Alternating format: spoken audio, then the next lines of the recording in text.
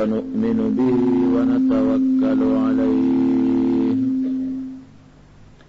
ونعوذ بالله من شرور أنفسنا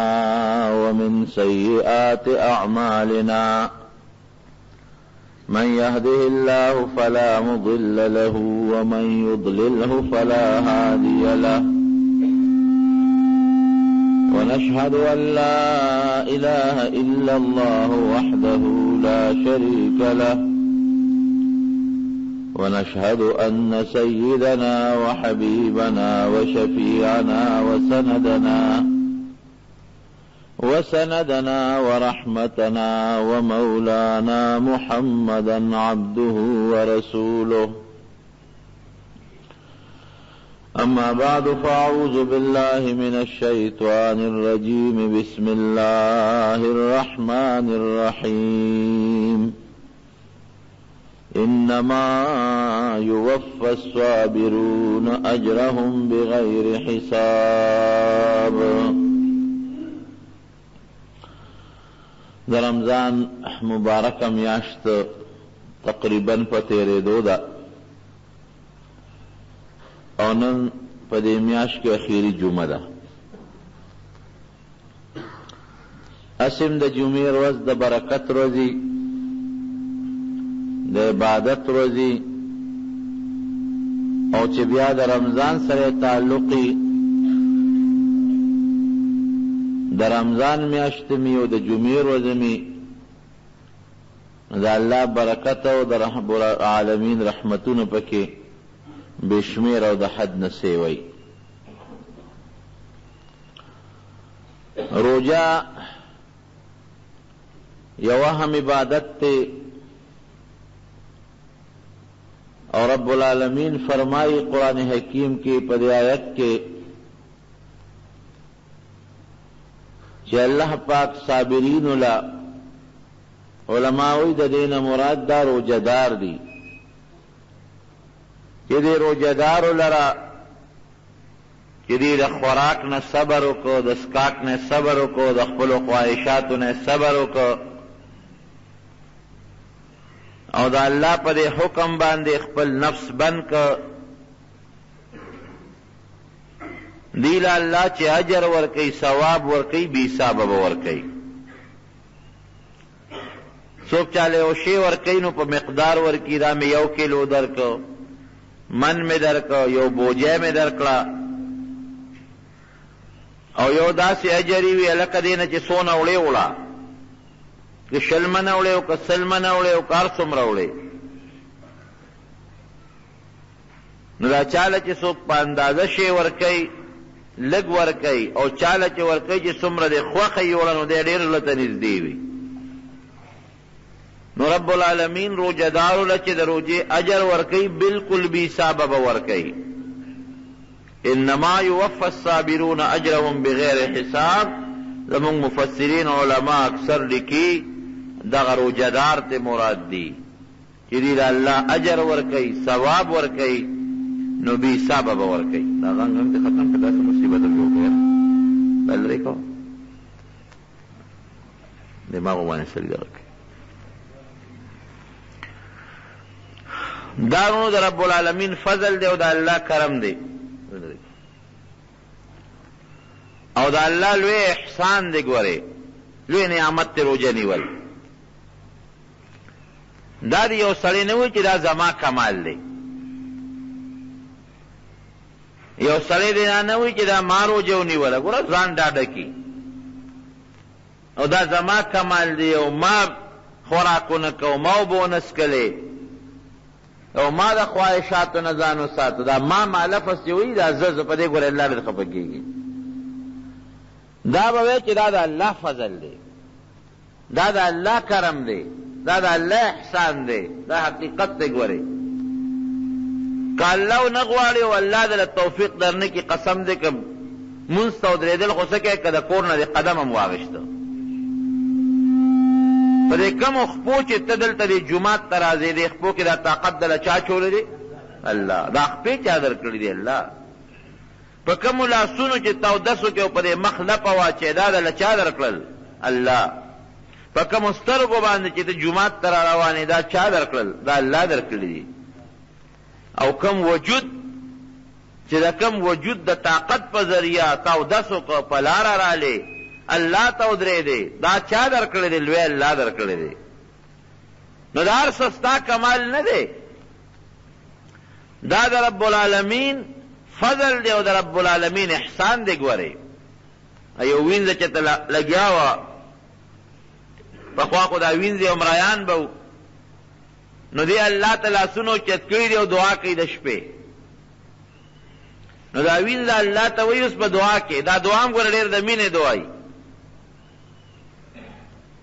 زمونږ شاد محمد الله خدای پاک وبخي،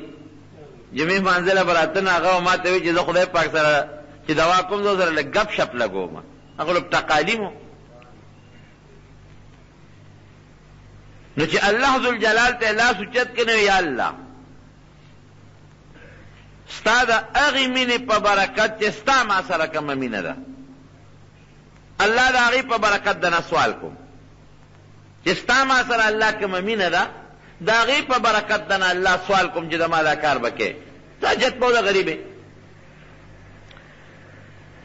نو دا سردار دا مالک ول آواز ورکوي وینځې غلطه شوې، خوله دې خطا شوه. ولې؟ وی تا چې ده و چې الله ستا د مینې د برکته، نو تا ته څه پته لګي چې د الله د سره مینه شته او که نشته؟ داسې ووایه چې یا الله زما د مینې د وجې نه چې زما تا سره کومه مینه ده. اوس د هر چا مینه خپله معلومه چې زما د سره لږه ده که ډېره ده، خو دا ما ته څه پته لګي چې د بل سړي ما سره مینه شته او که نشته؟ او د الله د مینې څه پته لګي؟ نو داسې وایه ای وینځې چې یا الله د هغې محبت او مینې د برکت ته چې زما تا سره څومره ده، د تا ته خپله مینه معلومه ده چې الله سره دې څومره مینه ده. دا مو وایه چې الله ستا د مینې د برکت نه چې ستا ما سره ده، تا ته څه پته لګي چې د الله سره مینه شته که نشته؟ او وینځه ورته وایي صاحب ما ټیک ویلي دي، ټیک مې ویلي دي، زه د الله مینه یادوم چې الله ستاسو نه مینه ما سره ده د هغې د برکت نه. نو وایي تا ته څه پته لګي چې د الله سره مینه شته او که نشته؟ لږه ده که ډېره ده؟ وایي که ما سره د الله مینه نه وي لکه ستا غوندې به کټ کې اوده پرته ومه چې په دا نیمه شپه کې را پاڅېدم او دس مې وکړه او مخامخ ورته ودرېدم او د الله اکبر اواز مې وکړه، معلومېږي دا چې ما سره یې مینه شته ده که خو یې زه راوچته کړم، خوب یې رانه وتښتو، د اودس طاقت یې راکړه، د عبادت طاقت یې راکړه، د جومات د تلو طاقت یې راکړه. دا خو د الله ما سره مینه او محبت دی که دا حقیقت دی. یو سړي چې ته سودا اغشتې وه، یو خان صاحب و مالدارو، ناسوده وړی نه شو، نو چې د دیاري مار یې کته دا پنډ والا چې دا پېښور کې دا په شا باندې له سامان وړي، دا مزدور یې کته. نو یو مزدور ورته میلاو شوی دی خوا راشوي دا سامان و ما سره یو څه پلان کې دی پورې ویې ډېره ښه چې سامان یې په اوږه که بوجه یې په اوږه کړه روان دی کې د ماښام بانګ ووی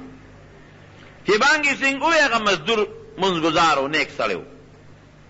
بوجه یې زر د شا نه کوزه کړله او په هغه ځای کېښوده پیخان بابا زه مونځ کوم او چې مانځه نه پس راشم نو ستا را بوجه به وړم وی نه نه بوجه دې ولې کوزه کړه مونځ نه پېژنم ما سره دا بوجه به کور ته رسوي وی نه خان بابا د الله مونځ مخکې دی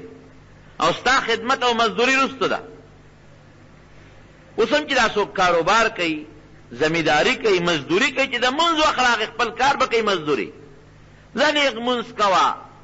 چې مونځ دې وکړه الله به د توفیق درکړي الله به د سره امداد وکړي په هغه لږه روزه کې به د الله برکت واچوي او که مونځ نه کوې نه کوې او ډېر هم ګټې او ډېر هم ګټې ډېره به وګټې خو هغې کې هېڅ برکت بني په داسې لارو به درنه لاړې شي چې ته به پیړو پیم نه شي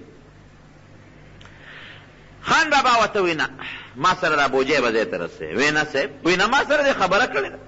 پیسې به در کوم مزدوري دې را سره کړې ده او ته اوس دلته کې مونځونه کې وی دا مزدوري دې مواله چې دې ځای پورې مې راوړه دا دې خیراتي شوه ځه بل مزدور لی ورکه نه وړم دا دې خیراتي شوه دې ځای پورې خو مونځ نه پرېږدم د هغې غریب خو بېوسي وه د بازار نه مراوتی و وی ښځه څونه مونځ باندې به څومره ټیم ولګي وی بس دغه ده ماښام مونځ دی بس مونځ به وکړم او راوباسم وی ښځه چا به زر مونځ کوه زر راوځه دی چې څنګه د ماښام مونځ د امام سره کړی دی ورپسې 2 رکاته سنت کړي بیا ورپسې په نفلو ولاړ دی 2 رکاته نفل کوه بیا 2 رکاته نفل کوه بیا 2 رکاته نفل کوه د دې ډېر لوی اجر دی یو حدیث پاک کې راځي دومره اجر الله بندله ورکوي لکه 12 کاله عبادت چې کړي. بل روایت کې شلو د کالو عبادت ذکر هم شته چې دا اودې خان بابا بارو خټ کېږي چې نور خلک خو ټول راوتل ټول کورونو ته لاړل او ظالم تعویذ دا څو رکعات لري نو ته خدای خبر چې تراویح دې شروع کړې که څه چل دی وکړه ما ښه نو چې خلا په نفل ځان ستړی کړ هغه خان بابا ورته خټ کېږي او سترګې سري تا دومره وخت تېر کړ زه دلته په انتظار ودرولم خلکو منځونه وکړل لاړل او ته ولاړ وې وی صاحب نه را پرېښودم که نه وی چا نه را پرېښودې بس نه را پرېښودم عجیبه خبره ده زما مزدور داسې طاقت والا به څوک چې زما مزدور به بند کړي څوک به یې داسې بدماش څوک داسې خان پر علاقه کې دی بدماش دی چې زما مزدور دی بند کړي تا به زیات کړم ورته که نه وی صاحب نه را پرېښودم وی چا نه را پرېښودې وی هغه ذات زه د جومات نه بار نه را پرېښودم کم ذات چې ته جومات ته دننه نه پرېښودې هغه نه را پرېښودم واقعي مونځ خو بیا مونځ دی که نه صحابه کرام و یو بل ته وی هلکه وی راځه که نه یو 2 رکعاته مونځ را باندې وکړه چې لږ دمه شو چې دمه شو په مانځه کې مونږ په مونځ ستړي کېږو صحابه به په مونځ ځان دمه کوو لکه هر هغه کار چې هغه د خوشحالۍ وي که نه نو که په هغې کې انسان کړېږي نو د ده دا نفس نه ستړي کېږي دی په هغې کې بیا خوشحالۍ نو مونځ خو د الله سره مناجات ته الله ته ودرېدل دی په کار دی چې مسلمان پې ستړی نه شي مونږ پې خامخا ستړي کېږو نو دا حقیقت تیرونو ګوره د رب العالمین فضل دا الله کرم او دا الله احسان دا به منې دا الله احسان دی که الله دله ګوره یو سړی چې دا ووایي چې ما خو مونځ وکړ او چې دا مونځ مې وکړ نو دا زما کمال دی زما لاسونه دي الله ته که د قیامت پر ورځ ودرېږي چې الله ما مونځ کړی دی الله زما لاسونه و ما پې اودس کړی دی زما خپې وې دي پې جومات ته راغلم دا مونځ ما کړی دی نو رب العالمین به راته دا ټک باندې اواز درکوي دا ګورې یو حدیث کې هم دی چې په دنیا کې حدیث داسې الفاظ دي که یو سړی په دنیا کې و چې دا مونځ ما وکړو د عبادت ما وکړو ځان ته غاوره شو نو الله دله اواز درکوي دروغ دی ووایي دا تا نه دی کړی ته چې دا په کومو خپو جومات ته راغلی دی کې خو طاقت ته له ما چولو په کومو سترګو چې راغلی دا طاقت خو ما در لا چولی په کومو لاسونو چې تا اودس وکړه دا خو دله ما طاقت دروغجنه ځه دا هر څه طاقت ما در کړی دی او ته ما کړی دی زه دا مونځ نه قبلو او چې سړی الله تعالی سوچت کې یا الله ګورې ما یې سم نه دي کړی ډېر عجز او کمزورې بند یم الله دا خپې تارا کړي دي دا لاس تارا کړي دي دا وجود تارا کړی دی دا سترګې تارا کړی دي دا عقل تارا کړی دی دا ژبه تارا کړې ده دا لاسونه تارا کړی دي الله د عبادت ګورې په ما تا وکړه ما په کې هېڅ کمال هم نشته رب العالمین څه وایي نه نه بندهدار څه تا کړي تا پر خپلو خپو راتلل وکړل تا پر خپلو لاسونو دا مشقت وکړ تا پر خپلو سترګو دا عرض وکړل بنده دا تا کړي دي فرشتو ته وایي د دې وله په دوچندو اجرونو ثوابونه ولګي اصل چیز ګورې دا دی دا به نه زما کمال دی د انسان بسي او د انسان کمال بسي زمونږ د سترګو نه خو د پیشو په سترګو کې زور زیات دی ته ستا دومره تیز نظر نه لګي لکه د پیش چې څومره تیز نظر لګي تا ته نه ښکاري هغه د کم ځای نه په توره تیاره کې مګه په شیش کې غشتي خپل دواړه دوربین یې ورته لګولي او چې مګه خبرېږي نو بیا په پنج خو دې زمانې پیشوګان نه ګوري مګې نه خوري اوس مړۍ دي مړۍ سربې دي لرې دی نه پیش مګه په نظر کې غشتي ستا له سترګو نه د پیش نظر ښه شو که ستوی زما د غوږ کمال دی نو دم غلطه ده په دې حیواناتو کې یو حیوان دی کونې ورته وایي کونې اکثر په دې څاروو کې کېږي نو زمونږ د حیواناتو ماهرین لیکي وایي د کونې په غوږ کې چې څومره حس دی دې چې څومره محسوسوي نو دومره یو شیم نه محسوسوي پخوا به د غلو ځان سره د کونې ساتل نو د کونې پورې به تار تړلی و نو چې د ځنګل کې به د غله دیره نو هغه کونې چې دی نو هغه به یو ځای کې پرېښوده نو چې کونې به په کم طرف باندې روان شو نو دی به غلو به ووایي قافله دې طرف ته را روانه ده ځکه کونې خو څاروي پسې زور کوي او پخوا په دې قافلو کې دا خرب او غویان به پکې او دا ساری پکې، نو بیا به کونې پرېښود، نو چې په یو څو ځله او په یو طرف باندې کونې روان شو، نو دوی به وی چې دته اوس پته ولګېدله چې قافله خو د پلانکي طرف نه را روانه ده، نو په هغه طرف چې به لاړل نو قافله به را لاندې کړه. وی په میلونو، په یو میل نه په میلونو کونې ته دا پته لګي چې دې طرف نه غوی را روان دی، دې طرف نه خر را روان دی، او د ویښتو څاروي دې طرف نه را روان دی. ښه د پوزې حصه ځکه نه میږي سره پکې مقابله وکړه.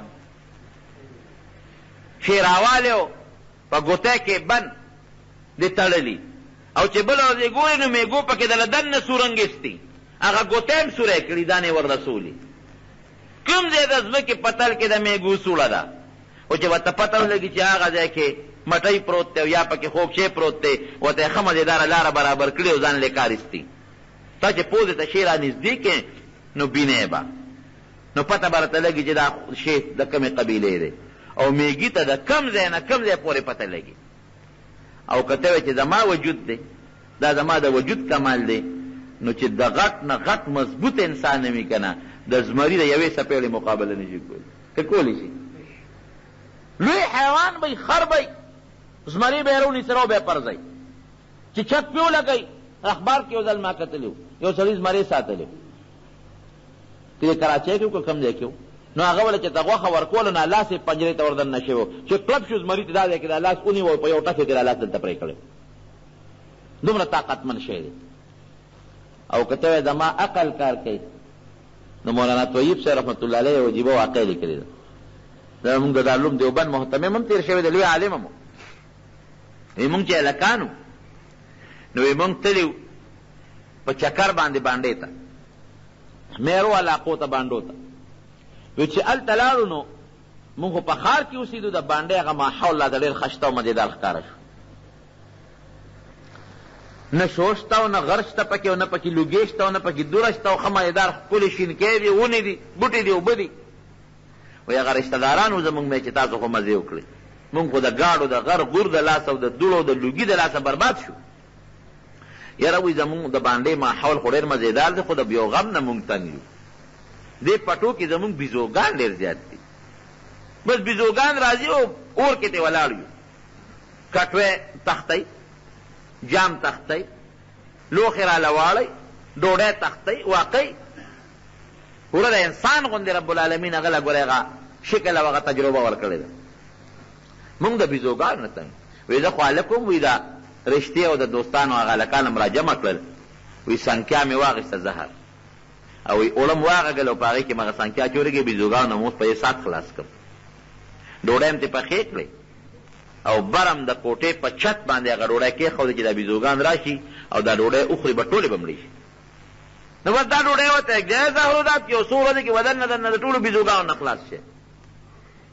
دا ګورې مولانا طیب صاحب خپله واقع دی. وایي چې ډوډۍ معتبره کېښودې، وایي مونږ د یو ګوټ کې په تماشې یو بیزو راله، چې راله هغه ډوډۍ ته را نږدې شوه، نو هغه دی په دې لاس لکه د انسان شی رالي دا بیزو. ډوډۍ نوړۍ را واخېسته، ماته یې کړه، بینه یې کړه. او ګورې دا حقیقت دی، بیزو چې شی خوري نو له اول یې بینئ. زمونږ د مشرانو پخوا وې ډوډۍ مه بینوئ، ګورې بیز به نه جوړ شي. داسې وه که نه وه؟ د مشرانو به وې قسم دی که زه به ډوډۍ پروا ساتي چې په ځمکه به نوړی وغورځېده، زر به خلکو روچته کړه، ښکل به یې کړه، دا رزق دی، عزت دی، برکت دی. اوس چې پروزي لته وله ورکې ښه وغورځوي،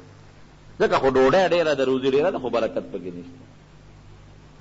وایي چې بینې یې کړه نو په هغه ځای کېښوده او لاړه. چې لاړه چې لږ ساعت تېر شو نو یو 3-4 بیزوګانې راغلې. وایي چې راغلې نو هغه ډوډۍ را واخېسته او هغوی هم بین کړه په هغه ځای کېښوده او لاړه. وایي چې لږ ساعت تېر شو چې ګورو اوس یو 5-6 بیزوګانې راځي، یو پکې غټ غوندې بیز دی، دغه بیا څوک باچاو نه. چې راغلل اوس هغې هم هغه ډوډۍ بینئ، مونږ ته اوس په تماشه ګوټ کې ناست یو، هغه ډوډۍ چې ده نه هغې کېښودله او لاړل دي. وایي چې لږ ساعت تېر شو چې ګورو اوس بله بیزوګانې، او هر یو بیزو سره یو شنه پاڼه ده په لاس کې، شنه پاڼه یې راوړه. هغه شنې پاڼې یې یو ځای کې کېښودې او په هغه ډوډۍ یې شروع کړه. د سیل مې د پاکۍ ټوله ډوډۍ خوړه. او چې وی خوړه نو هر یو بیز لاړه هغه خپله شنه پاڼې راواغېسته هغې ورپسې وخوړه او صیبه په هغه کوټه د پاسه په ګډا شوې هغه ګډه یې وکړه چې نخرې یې وکړئ وی نه پکې یو بیز مړ شو نه پکې یو مردار شو ګوره مې چې الله ذوالجلال دی بیزو ته دونه سوچ او فکر ورکړی چې دی بیزو ته پته ده چې د دې زهر علاج په دې فلانکي پاڼه کې دی هغه زهر یې وخوړل هغه ډوډۍ یې وخوړله معلوم یې کړل اول چې دا فلانکي نمونه زهر دی دلته کې خو چې شی معلومه لیبارټرۍ ته به یې وړی اوس د بیزو نه غټه لیبارټري بله شته آغا خان لیبارټرۍ ته ولېږه پلانکي ته ولېږه پلانکي ته چې دا د کمې قبیلې زهر دی دا څه شی دی نه نه بیزو په پوزه کې چې الله کومه لیبارټري ښودله دا په بل ځای کې نه او بیا د هغې دپاره علاج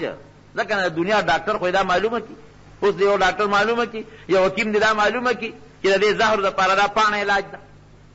نو که ته په خپل عقل غرور کې قسم دی کې بیزو ته ورځې ما یو سړي خبره کوله چې ته وایي تبلیغ والا تلي افریقې ته نو هغې کې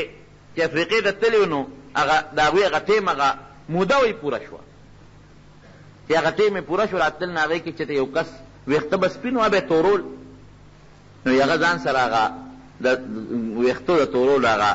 کوپی وړی وه چې په دې باندې خلته ځنګلې دي په افریقا کې که نه چې په دې به زه د خپله ګیره چې د توره کم ځکه وطن ته لس دولس ورځې پس روان یم چې دا ویښته مې تور شي نو هغه لګیا دی اوس اور بل کړی دی چای مې وله ملګري پخې خو ځنګلات دي افریقا کې او دی اوس هغه اینه باندې هغه خپله ګیره چې ده نو هغه توری نیمه ګیره یې توره کړې دی کې یو بیزو راغلی ده چې راغلی ده هغه دارو یې ترې غونډ نیولي دی تختولی دی چې داریو تختول وي دا سړی پړه کې اوس غریب خفه شو چې داسې په مصیبت پېښ شومه دلته خو اوس بازار هم نشته ځنګل دی دارو هم نه میلاوېږي نیمه ګیره مې توره کړه او نیمه سپینه پاتې شوه دا چې زه کلي ته وطن ته لاړ شم یا ګاډي ته خېجم جس ته خېجم دا خلق به څه وایي بیزو پسې مونږ منډې تړلی والې خو بیزو شو تخته وی دې کې لږ ساعت پس یو بیزو راله غالبا عمه به وه څه ډکي مکي ورسره وه په هغه اور کې کېښودل نو چې کېښودل هغه وسوځېدل نو بیا هغه ایرې په لاس راودېکلې او هغه ایرې لګیا دي اوس دې سړي ته هم ګوري او هغه ایرې هم په دې مخ باندې مږي دې سړي ته هم ګوري وی مونږ ورته وایي چې داروي دله راوړل ځکه تا ته ګوري او هغه ایرې په ځان مږي معلومېږي دا چې د ایرو کې لکه څه کمال شته خیر وي هغه ملګري مجبوره کړه هغه ایرې موله راواغېشتې او هغه موله په هغه ګیره باندې ومږلې چې دا به ځکې راوړه او بیزوګان خو هوښیار دي ځنګل نه او دا به ستا د هغه کالاکوله نه ښه رنګله وکړي چې هغه موله ومږه چې لږ ساعت تېر شو ټول ویښتې ودوړېدل ګیرې نه غریب خلاص شو مکمل ویښته چې څومره ټول په ځمکه پرېوتل خدای پاکه داسې په مصیبت وړېدو دا بیزو خو عجیبه نخره وکړه ورسره دا غریب به اوس کلي ته دي خلک وایي ته کال له تللی تبلیغ له دی چې ګیره دې وخورېده دا څه وشو بدنامي به هم راځي شرم هم دی بېعزتي هم ده بونګ هم پریشانه هغه غریب هم پریشانه وایي چې څو ورځې تېرې شو کار خو هسې هم شوی هغه سپین ویښته چې کوم زرغون شو تک تور زرغون شو مکمل تور یو ویښته پکې سپین نو یو شان تور ویښته راوټوکېدل ګوره هغه بیس ته دا پته وه چې دې بوټي کې په دې ډکي کې دا کمال دی چې دا دې په ویښتو پورې کړل سپین به دله غورځوي او تور به راخېږي وایه که د دنیا ساینسدان او ډاکټر او حکیم داسې قسمه تجربې کولی شي کومه پوهه چې رب العالمین دغه بیز د بیزو له ورکړې ده د شاتو دې مچۍ ته وګورئ که نه پوټینۍ مچۍ ده تاسو د هغې کبین ته وګورئ په کومو ګلونو باندې ګرځي او د هغې نه هغه رس راوړي او کم کورونه چې جوړوي شپږ ګوټه کور جوړوي یا پنځه ګوټه دی که شپږ ګوټه کور جوړوي هغه کور ته په پیمانه باندې کچ که د یو کور او د بل کور په منځ کې به د ویښته برابر فرق نه په تیاره کې لګیا دي نه ورسره پیمانه شته نه ورسره پیته شته نه ورسره سال شته نه ورسره کرنډی شته نه ورسره ګرماله شته نه ورسره تیشه شته او نه ورسره سولې شته او نه ورسره اره شته او نه ورسره ترخه شته او په توره تیاره کې دننه لګیا دی خپل نظام چلوي دا وترونو چا دا سوچونه په دا ذهن کې ورچولي دي جواب راکې لوی الله چولي دي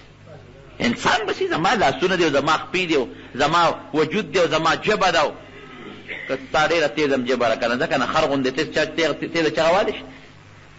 ته خر دې لوډ سپیکر ته ودروه چې دا پردې مردې د مشین شته که نه شته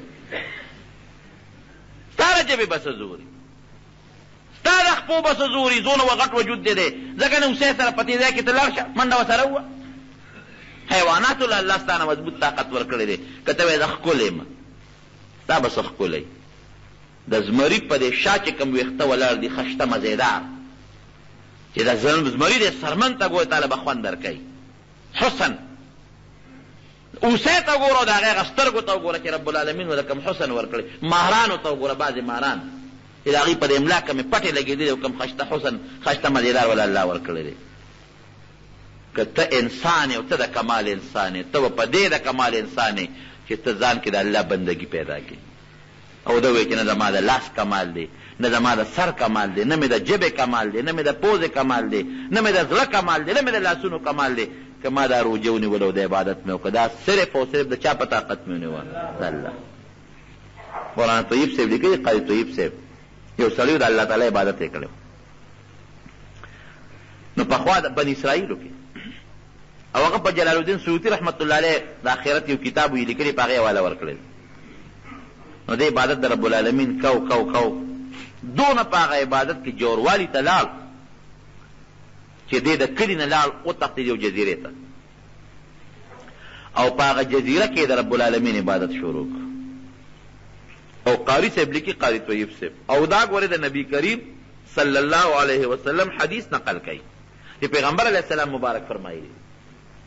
جزیرې ته لاړ او په هغه جزیره کې دیره شو، د الله عبادت یې شروع کړ چې که زه په دې کلي کې واده به کوم، ښځه به مې، بچي به مې، بیا به هغوی د پیسې پیدا کوم، مزدوري به کوم، بلا وخت مې په هغې لګي، بچو سره به ژوند تېروم، ښځې سره به ژوند تېروم، ټول وخت مې په هغې لګي. راشه نه ښځه کوم او نه بچي راوړم او نه مزدورۍ کوم، ځم یو جزیرې ته بس هلته به په اوبو مبو په درب او په کبل او به خپله ګزاره کوم چې صرف د رب العالمین عبادت وکړم. دا ګورې هغه زمانه کې جایز و، رهبانیت یې ورته وی. زمونږ په امت کې دا بلکل منع دی. اوس که یو سړی عبادت کوي جومات کې به کوي،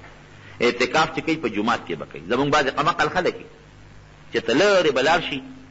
او د یو زیارت په خوا کې به د خپل اعتکاف کوي او چله به وباسي. دا قمقلتوب دی، هوښیارتوب نه دی. هلته نه جومات شته چې ته پکې لمونځ وکړې، نو تا چله وویستله، تا اعتکاف وکړه، ټیک ته بېشکه د ثواب کار دی وکړه، د نیکۍ کار دی وکړه، لیکن هغه ثواب کې په هغه اعتکاف کې دومره ثواب نشته کم ثواب چې ته صرف په جومات کې یو د جمع لمونځ وکړې او په هغې کې ستا کم اجر دی. اعتکاف نبی کریم صلی الله علیه وسلم کو کړی دی یا 20 ورځې یا 10 ورځې په جومات کې کړی دی، بلکې جامع مسجد کې وکړه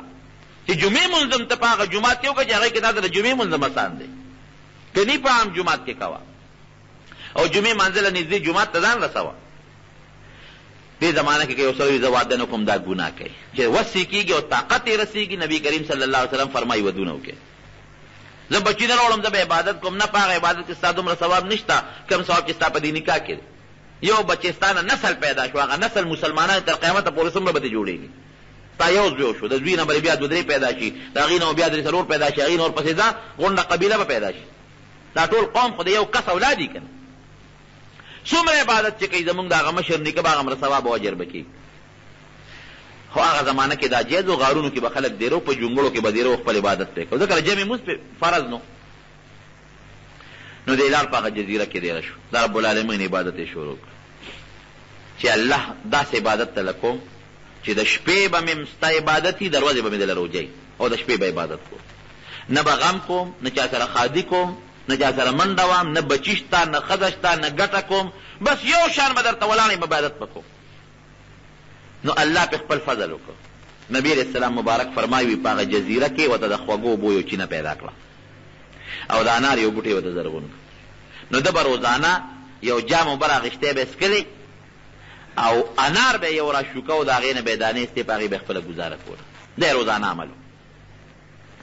عمرونه هم پخوا د خلکو زیات و. نو پیغمبر علیه السلام مبارک فرمایي چې ده په هغه جزیره کې د رب العالمین 1500 کاله خالص عبادت وکړو. 500 سال بې ریا، څوک یې نه ریا نشته او دا هم نشته چې ګنې ودرېږل اوس یو ګنټه به زه مزدوري کوم، نه بس الله والا رزق ورکړ. 1500 کاله شپه ورځ متواتر که څه لږ غوندې خوب به پکې کو، ستړی کېده به ټیک ته، ګنې یو شان عبادت یې کو، روجې و عبادت او ریام نشته، څوک یې اینم نه، غم خادم نشته، چا سره منډه ترړم نشته، چا سره ګپ شپ او ناست هم نشته، یو شان عبادت دی. نو چې کله دې مړ کېږي نو الله ته سوال کوي هوښیار سړی وی الله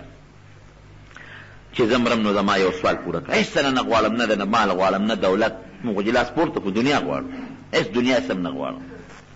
بس الله دا مهرباني را سره وکړه چې زما نه سو باسي چې د سجدې په حالت کې رانه وباسي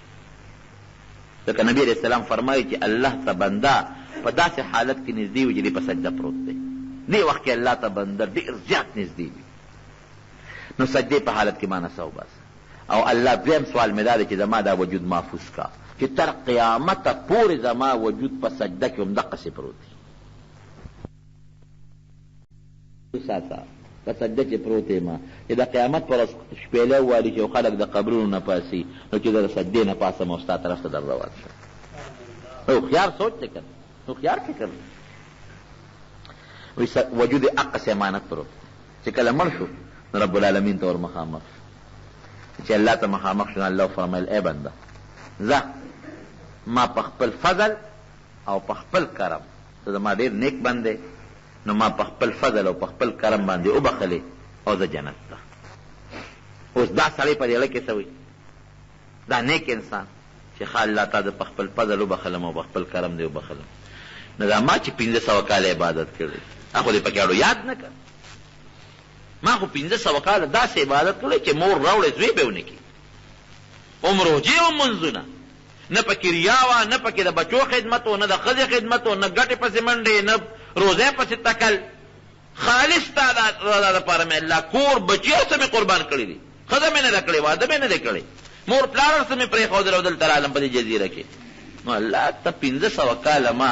خالص تا د رضا دپاره عبادت وکړو نو زما د هغه عبادت ته پکې اړو ذکر ونه کړو داسې به دې ویلي که نه چې په خپل فضل خو ګورې تام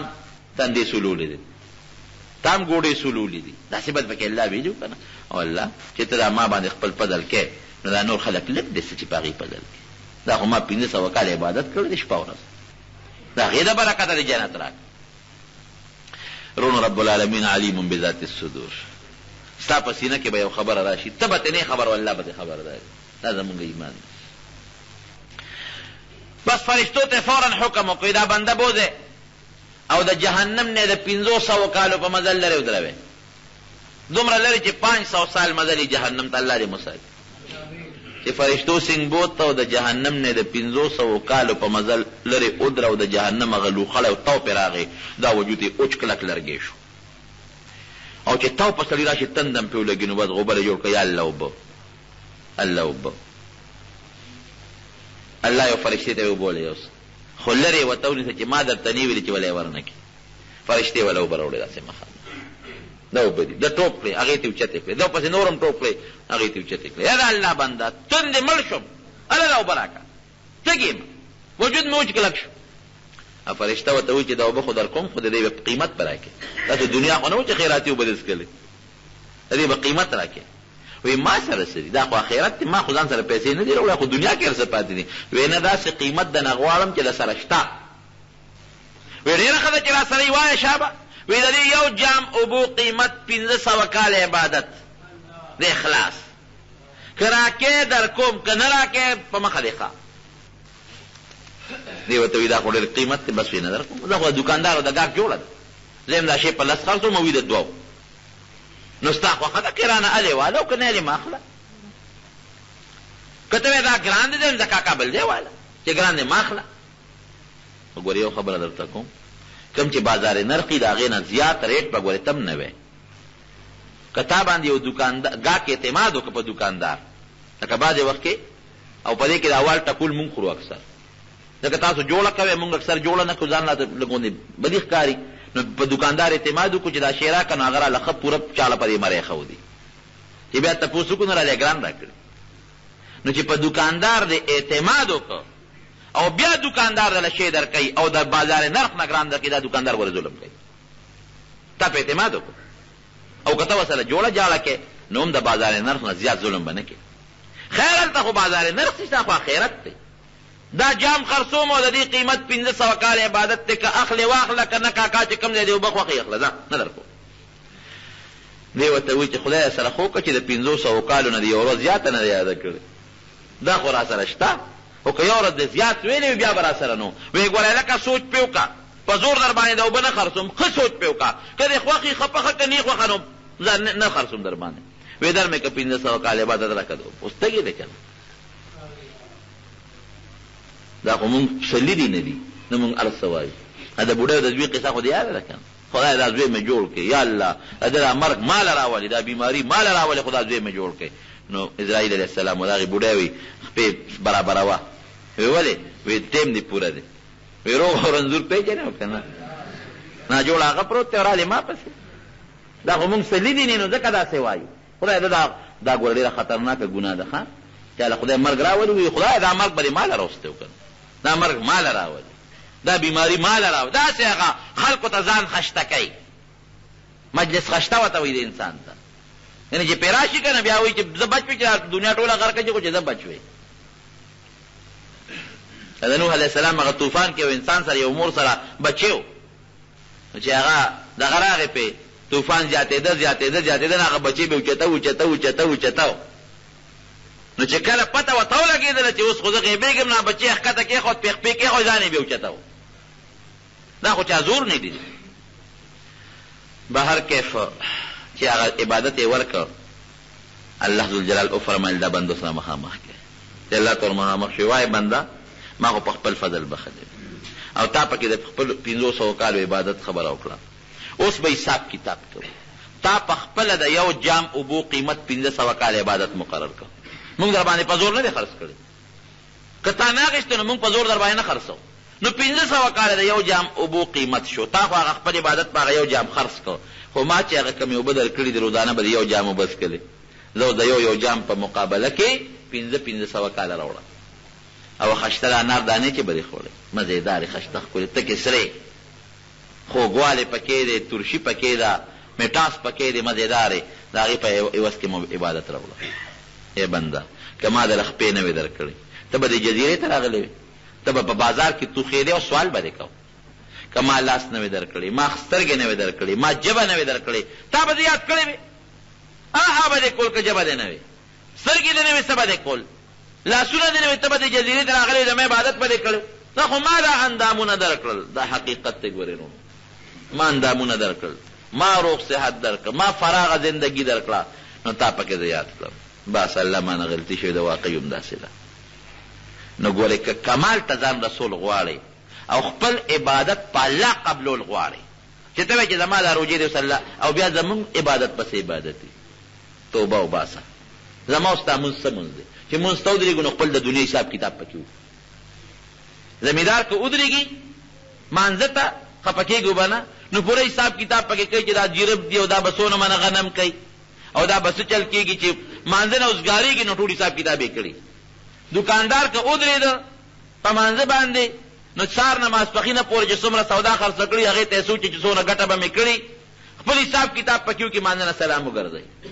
مونږ که ودرېږو مانځه ته مونږ پکې خپل حسابونه کتابونه کوو یوازې ته نه هر سړی شیطان در ذهن ته راولي که نه هر سړی په مونځ خو ستا د حساب کتاب یو ذریعه شو که ښه روژه ده مونږ سره روژه ده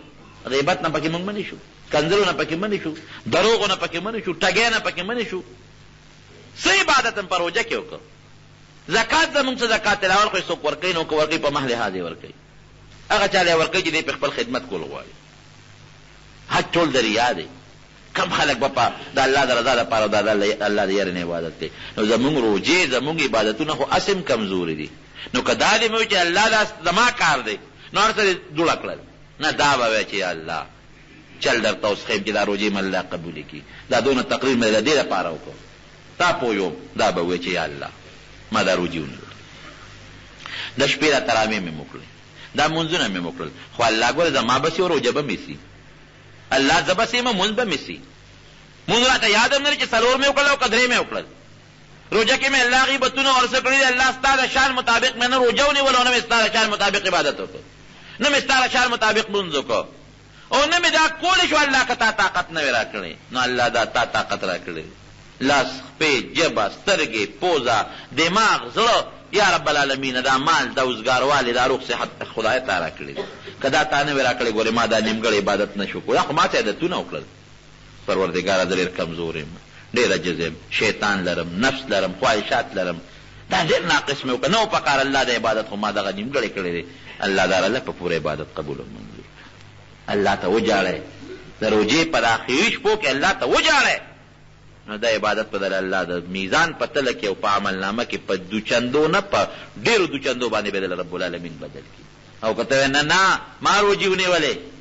ما ختمونه وکړل، ما تراویح وکړې، نو سزا او سزا مې عبادت او څه بیا زما کبر او زما لویي. نو دا د رب العالمین فضل او د رب العالمین احسان دی. قرآن حکیم کې الله فرمایي یمنون علیک ان اسلم. دا بعض خلک راشي او تا ته وایي چې ای پیغمبره مونږ خو اسلام راوړو، مونږ ایمان راوړو، مونږ مسلمانان شو، احسانونه در باندې درخېږي. قل لا تمنوا علی اسلامکم. ای پیغمبر داسې ورته ووایه چې په ما د خپلې مسلمانۍ احسانونه مه راړوئ، په ما دا پیرزونې مه کوئ چې مونځ مې درله په اسلام مې راوړو، ایمان مې راوړو. بل الله یمن علیکم ان هداکم للایمان. الله وی زما احسان قبول کې چې د روس او د امریکې او د هندوستان او د دې نورو علاقو دا سره او سپین کافر مې پرېښودل، د ایمان دا نعمت مې ستا په زړه کې واچو. ټول وایي الحمدلله. که مونږ په امریکا کې پیدا وي نو مونږ به نن بش ته خدای وي، مونږ به عیسی علیه السلام ته د خدای زوی وي. که مونږ په هندوستان کې پیدا وي نو مونږ به بت ته سجدې کولې. که مونږ په جاپان کې پیدا وي، مال به هم ډېر و، خو مونږ به ګوتم بت ته سجدې کولې. که مونږ په چین او په روس کې پیدا وي مونږ به خدای نه منه. دا د الله فضل او کرم دی چې مونږ یې په پاکستان کې پیدا کړو او د مسلمان مور او پلار نه پیدا کړو، مسلمان قوم کې پیدا کړو، په مسلمان وطن کې پیدا کړو. یعنی که مونږ د کفر په قوم کې پیدا وي نو مونږ ته به ایمان نه رسېدلی. اوس وایه دا تا الله ته ویلو چې ما پاکستان کې پیدا کړه، که دا الله خپل فضل کړی دی؟ جواب راکړه که نه الله فضل کړی. تا ورته ویلو چې د مسلمان پلار نه مې پیدا کړه، که الله خپل فضل کړی دی؟ خپل فضل کړی. د کور خوا کې د جومات ته ازاد عبادت پکې کوي. ورشه داسې ملکونه دي، ورشه فلسطین وګورئ که نه، غریبانان وګورئ، ازاد عبادت نشي کولی. داسې مسلمانان دای ځایونو کې اوسېږي چې پټ عبادت کوي، ښکاره ویلی نشي چې الله اکبر. ته خو د الله نوم خود خوله او سار په لوډ سپیکر اخلي الله اکبر الله اکبر. داسې مسلمانان چې روژه نیسي پټه به نیسي، ښکاره روژه نشي نیوی، ښکاره الله نشي یادولی، ته کولاو یاده الله. دا د رب العالمین فضل او د الله کرم. د ورونو دا یو عمل مې درته نن وښو، په دې عملو کې ستاسو فایده ده، زما هم پکې ده، خو ستاسو غټه فایده ده چې الله ته ودرېږئ، وجاړئ ورته د شپې یا الله زمونږ د عبادت ډېر ناقص دی، ډېر کمزور دی، زما د وجود دا طاقت تا را کړی دی، خو رب العالمینه دا عادت، دا ناقص عبادت، دا کمزورې روژه، دا د ګناه سره او د غیبت او د چغلۍ سره ډکه روژه، دا د حساب کتاب او د سوچونو سره ډک منځ، دا عادت پروردګاره دا راله په عبادت قبول کړي. نو ممکن ده چې رب العالمین در سره احسان وکړي. دویمه خبره سرسایي ده. ما خو تېره جمعه م ویلي سرسایه صدقې فطر ورته وایي. 5.5 پاوه پاخه غنم یا د غنم اوړه، 5.5 پاوه پاخه چې د هغې نه په کم 2 کیلو جوړېږي. څوک 2 کیلو په باندې 2 کیلو یا د احتیاطن یو قول پکې شته، احتیاط ته هغوی ګوري، خو نه په کم 2 کیلو. زمونږ په دې کلي کې د دې ټول بر صغیر پاک و هند لوی عالم تېر شوی دی. الحمدلله زمونږ دا کلی دا یو ډېر ښه کلی دی، علامه شمس الحق افغاني رحمت الله علیه. داسې ده که نه ده چې د هغه نه لوی عالم په دغه دور کې اړو بل څوک ونه، لوی عالم محقق. او تاسو ته پته ده په اخترونو په جمعو کې چې هغه به اعلان کو څونه به یادول، همدغه 5.5 پاوه یاده ده که نه، همد هغه په ژوند، د هغه په محله کې، د هغه په کلي کې. زمونږ په دې کلي کې د دې ټول پاک و هند او د بر صغیر لوی ولی الله د زمانې تېر شوی دی، باباجي صاحب د تورنګزو رحمت الله علیه، چې د هغه نه لوی مجاهد، لوی ولی الله د زمانې او لوی پیر او لوی زبرګ بل نو. او الحمدلله هم حق زره طریقه را روانه ده. 5.5 پاو پخوا پاخه سیرونو، د هغې اولاد یې م ورکوي، د هغې قوم یې م ورکوي، د هغې خاندان یې م ورکوي. زمونږ باباجي به هم داسې وي، دلته لوی نیکان خلک او بزرګان او لوی علما تېر شوي دي. زمونږ تورنګزو کې خو تپوس مه کوه، خفه مولوي صاحب دلته کې لوی عالم تېر شوي، مولانا عبدالحق صاحب رحمت الله علیه، دا لوی بزرګان تېر شوي دي. 5.5 پاوه پاخه او په کم 2 کیلو د کیلو پیسه، دا غنم یا د غنم اوړه. او بیا علما لیکي که څوک دا نه ورکوي، چا کره غنمي غنم دی ورکوي، چا کره کوړه دی اوړه دی ورکوي، دا د یوې روژې. او که یو سړی وي زه نغدې پیسې ورکوم، نو چې کوم شی په رواج کې دی د هغې قیمت دی ولګوي. که غنم په رواج کې وي خلک غنم اخلي راخلي او غنم ډېر وي، او که نو غنمو قیمت ولګوه. او که نه عام خلک د اوړو کاروبار کوي، غنم کمی اوړه اخلي راخلي د پټو خلک هم نن سبا اوړه اخلي موږ خلکو ته اوړه که یادو چې لږ احتیاط دی پکې نو د په کم 2 کیلو اوړو قیمت ولګاو نو ما چې څونه اندازه لګولې نو ما ته خو چا څه کم سلیریش یادولې خو سلیریش تقریبا پوره کېږي 24 روپۍ احتیاط دی نو سلیریش روپۍ که څوک 15 ورکوي که څوک 10 ورکوي خپله بله خبره نه ده خو سلیریش روپۍ د هغې په حساب دا د یو کس سرسایه کم سړی چې مالداري د ځان به م ورکوي د خپل اولاد به م ورکوي نابالغ اولاد او که بالغان اولاد د سره اوسېږي د هغوی د ډوډۍ د هغوی د جامې د هغوی د دارو درملو خرچات دا پلار برداشت کوي نو بیا یې د هغوی م ورکوي ښځه د سره اوسېږي د ښځې د دارو درملو هر څه انتظام دی کړي د جامې انتظام دی کړي د ښځې دې م پکې ورکړي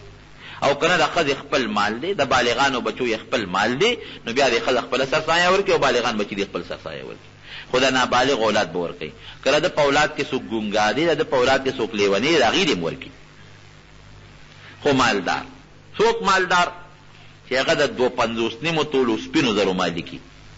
یا د هغې د قیمت مالکي یا د 19 تولو سرو زرو یا د هغې د قیمت مالکي 19 تولو سره زر نن سبا زمونږ دا رواج ټول په چاندی دی 250 تولې سپین زر یا د هغې قیمت تقریبا 15,000 روپۍ ته جوړېږي تاسو خپل حساب ولګوئ نو 15,000 روپۍ چې انسان سره د خپل اصلي حاجاتو نه زیاتې وي نو دی به سرسایه صدقې فطر ورکوي پې واجبه ده چې ورکوي یو سړی دی زمیندار دی د هغه قلبه ده دی په خپله زمینداري کوي یا سنډای دی دی په هغې خپل کاروبار کوي یا غوا ده میخه ده د هغې نه دی پی اخلي یا یوې ده مثلا یا د څاروو دغه خپل سامان دا پکې نه دي سا کله د مثلا سنډۍ د قلبۍ د څوکۍ یو ټوپک دی مثلا یو ملا یې د هغه د ضرورت کتابونه دي او دا د نورو سره نقد مال سره زر سپین اسم نشته نو سرفایه دې نه ورکوي نشته پې که دومره ځمکې ده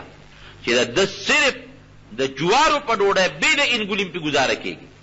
نو بیا به سرسایه ورکوي صدقې فطر به ورکوي مونږ خلکو ته بډې والي دي ما سره خو جې نقد نشته ده او قرضدار یم پرون چې د زوی له واده کو 3 ورځې ډوډۍ دې ورکوله نو په هغې د ځان قرضدار کو سرسایې ته دې بډې والي دي څه شی دی 30 روپۍ دي که نه الله پې خوشحاله کړي زه خو چې قرضدار یم تا چې دا دونه غټه بنګله جوړه کړه خو په هغې قرضدارې شوې که نه زه خو چې قرضدار یم نو تا خو په هغې باندې پرون ځمکه واخېسته که نه په هغې دې ځان قرضدارې کړه خدای سره ټګۍ مه کوې چې در باندې کېږي بانې مه جوړه 30 روپۍ څه شی دی دا ورکړې د خپل ځان یو سړی داسې دی چې د هغه 2 کوره دي یو کور کې دی اوسېږي او بل کور یې د حاجت نه زیاتي دی نو هغه کور د قیمت کې که د هغې قیمت 15,000 روپو ته رسېده صدقې فطر به ورکوي او که د هغې قیمت د 15,000 روپو نه کمونه دی ورکوي او که چا سره سره زر دي نو که 19 تولو ته ورسېږي نو هله به صدقې فطر ورکوي 19 نه کم نه دی ورکوي که د سره 1 توله سره زر دي لیکن وسره نور نقدي روپۍ دي بل جنس وسره موجود دی د مال نو بیا به دا توله سره زر قیمت کوي هغه به بیا هغه نورو پیسو سره یو ځای کړي د هغې قیمت نو که 15 ته ورسېده نو بیا به صدقې فطر ورکوي او که ونه رسېده نه دی ورکوي دا خو صدقې فطر د وجوب متعلق خبره شو کله به ورکوي هر وخت ورکولی شي دې وخت کې م ورکولی شي او بهتر وخت یې دا دی چې د اختر د مانځنې مخکې ورکوي او چاله به ورکوي هغه چاله ورکوي چې په خپله پې صدقې فطر واجب نه دی چې په چا په خپله صدقې فطر لازم نه دی هغه چاله ورکا غریب له ورکا مسکین له ورکا رشته دار دی پلار له نشي ورکولی مور له نشي ورکولی زوی له لور له د زوی اولاد د لور اولاد له نشي ورکولی خور دی غریبه د ورکولی شي خورزه دی د هغې له ورکولی شي خورۍ دی هغه له ورکولی شي رواره دی ورکولی شي رور دی غریب دی هغې له ورکولی شي ماما د ماما بچي ترور د ترور اولاد خو چې غریبانان یې هغې له ورکولی شي رشته داران دي ګاونډیانو له ورکولی شي کوم غریبانان ګاونډیان او که د نه پاتې شو حضرت عثمان رضی الله عنه نه صدقې فطر هیر شوی راغی نبی علیه السلام لوی صاحب صدقې فطر مې هیرو د مانځه نه پس مې یو مرۍ ازاد کړ مرۍ د بلو پیسو وي وی عثمانه که 100 مریان ازاد کړې هغه مره ثواب به ونه ګټې کم ثواب چې د اختر د مانځه نه مخکې ورکولو کې نو ثواب زیات په دې کې چې د اختر د مانځه نه اوس نه یې ورکړې غریبانان ځان له کې څوک جامې پېخلي او کدان له پیسو اختر له سوړه موړه اخلي نو دا بهتره خبره ده. بهتر ټیم خو دا غره چې د اختر نمانځنې مخکې ورکړي، خو اوس نه ورکول شي. بعضې سړي وي کله به غټ ټي وي پروت وي، ما په خیال د 5-6 زره خو به نن سبا ټي وي به یې که نه 10-12 زره نو ټي وي وکړه 10 زره پروت وي، په کور بیا غټه جنډه لګېدلي. صاحب نقدیت نشته نو نقدیت نشته. مردار چې د کور کې دا پیټۍ خودره دا خرڅه که که نه ضرورت کې راغی فرج د کور کې ساتلی دی، فرج د ضرورت نه زیاتي شی دی، د ضرورت ته خرڅ که ټي وي خرڅ که د هغې نه بغیر دې ګزاره کېږي. داسې زنانه به یې ښځې به یي چې 40 جوړې جامې به وي، نو د ضرورت جامې خو صرف 2 جوړې شو 3 جوړې شو، دا زیاتي خرڅې که د هغې قیمت چې وجنګې 10-12 زرو نه زیاتېږي. نرونو د در باندې خفه کېږم چې الله م اونه نیسي، الله م ګرفت ونه کړي. نو که در باندې واجبي صدقه فطر او لازمي، د قربانۍ نه صدقه فطر زور زیات دی. ګورئ قربانۍ کې لاس اختلاف ته بعض علما ورته واجب وایي او بعض علما ورته سنت وایي، او صدقه فطر ته نور زمونږ بعض امامان فرض وایي، موږ ورته واجب وایي. نو قربانۍ کې چونکې کور ته غوښې راوړئ، کور والا پې خوشحاله نه هغه که د سرني قرضه هم وله او دی کې کور له غوښه نشته نو بانې ورته جوړوي، نو صدقه فطر خامخا ورکړي. بعضې سړي وي ما خو روژه نه ده نیولې، که چا د عذر د وجې نه روژه نه نیولې او مالداري هم به صدقه فطر ورکوي. خسار مانځله چې د اختر زیرونو، نو د اختر پر یو څو کارونه سنت دي. یو خو لمبل غسل کول، دویم دا زیاتي ویښته رشتل، سر سنت چې ته ورته وایې، سړه سترګه ورته وایې، که څه ورته وایې. او بل نوې جامې اغوستل، که نوې جامې نی نو دا جامې دې خپلې اغوستلې ووینځه، پاکې کا، خوشبویې پورې کول، مسواک مګل، او سحر وختي پاسېدل، دا سنت دي. اختر مانځله د کلي نه بار وتل، بې د عذر نه د کلي د محلې په جومات کې د اختر مونځ مکروه تحریمي دی، بار وتل او پخي طرف تلل او پخي طرف راتلل، او کوشش کول چې د اختر جومات ته مخکې لاړ شي او امام ته نږدې کېني، او بیا د امام خطبه اورېدل. خطبه اورېدل د امام ګورې واجب دي، د جمعې خطبه د مانځه نه مخکې، د اختر خطبه د مانځه نه پسې او واجب دي. که دغه خطبه دې واو نه رېدل او را روان شو نو بیا ګناهګار شوې. خطبه به اورې د هغې نه پس به راځي. په رکوټ اختر کې د اختر د مانځه نه مخکې څه خوړل دا هم سنت دي، په لوی اختر کې به نه خورې، یعنې خوړل جایز دي، هغې کې خو مستحب دا دي چې وروستو او خوره د مانځه نه پس د قربانۍ غوښه باندې بعضې علما وایي څو دغه کا، خو په ورکوټ اختر کې د اختر د مانځه نه مخکې خوراک خوړل دا مسنون دي. یو بل سره مبارکباد کول، یو بل سره خوشحالۍ اظهار کول، یو بل له میلمستیا کول، صدقه او خیرات کول، دا د اختر خوشحالي ده. په اختر کې چې څومره خوشحالي کې نو دغه خوشحالي د اختر په ورځ باندې پکار ده. دا د مسلمانانو د روژې د نیولو خوشحالي ده. نبی علیه السلام فرمایي وایي د هر قوم اختري او دا زمونږ اختر دی. ماشومان به پکې د صحابهو د نبي زمانه کې ماشومان چې وو هغې به تمبل وو، لګیا به تمبل به وو، صحابه به اورېده. یو موقع کې ماشومان لګیا تمبل وی، نبی علیه السلام مبارک راغی، هغې منډه کړې نه وایي دا مه شړئ، دا خو زمونږ اختر دی. نو په اختر کې چې دا ماشومان خوشحالي کوي یا پکې ماشومان هغه خپل مستی کوي نو دا جایز دي. خو د شریعت نه زیات او شریعت نه خلاف کارونه خو بیا منع دي، حرام دي. اختر دی کله نو دغه حساب خو تاسو زمونږ نه اخیستی دی، مونږ خو پکې هسې پاتې یو. دا خو زه بار بار ویم د دنیا کارونه هم ستاسو دی، جوار غنم کرل هم ستاسو دی، او اختر هم ستاسو دی، روژه هم ستاسو ده. بس زه خو سابق سره ته یم چې بس په قلار کښېنه او د خلکو ته وایه چې کله م خوښې روژه نیسئ او چې کله م خوښې اختر کوئ. زمونږ پکې څه دي؟ مونږ دا مولیان هسې اوزګار یو، ځان نن په زور کار کتلی دی. اوس نن سبا خو هر سړی مولا دی. بس